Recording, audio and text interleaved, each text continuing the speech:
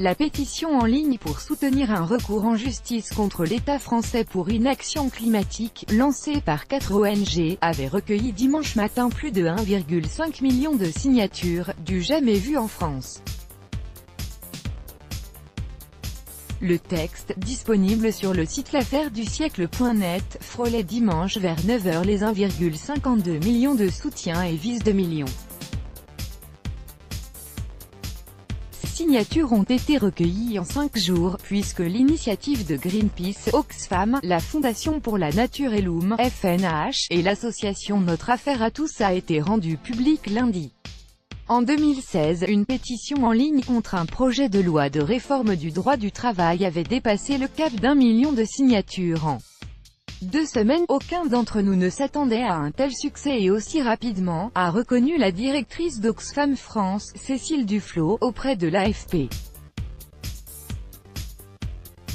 Cette mobilisation montre que les questions liées au réchauffement climatique et à la biodiversité sont au centre des préoccupations des citoyens, se félicite la présidente de la FNH, Audrey Pulvar. Les ONG ont adressé lundi une requête préalable au gouvernement, qui a 2 mois pour répondre. Les ONG prévoient dans un second temps, en mars probablement, d'introduire un recours juridique devant le tribunal administratif de Paris, une première à l'échelle française. Les citoyens ont envie de passer à l'action, cela nous renforce dans l'espoir que le gouvernement ne reste pas sans réponse, indique Jean-François Julliard, directeur général de Greenpeace France. Le ministre de la Transition écologique François de Rugy a invité les ONG à participer au grand débat national promis à la suite du mouvement des Gilets jaunes, mais pour les associations, le temps n'est plus au débat mais à l'action. Face au dérèglement climatique, les recours en justice se multiplient dans le monde contre l'insuffisance des mesures prises.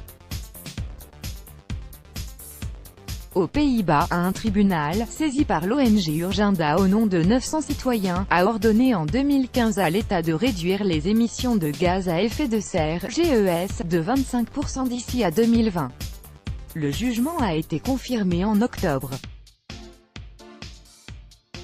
En France, l'annonce des associations est tombée au lendemain d'une conférence climat de l'ONU, COP24, qui a déçu par l'incapacité des pays à renforcer leur action. Les plaignants soulignent que la France, dont les émissions de GES sont reparties à la hausse en 2015, ne respecte notamment pas ses objectifs de court terme.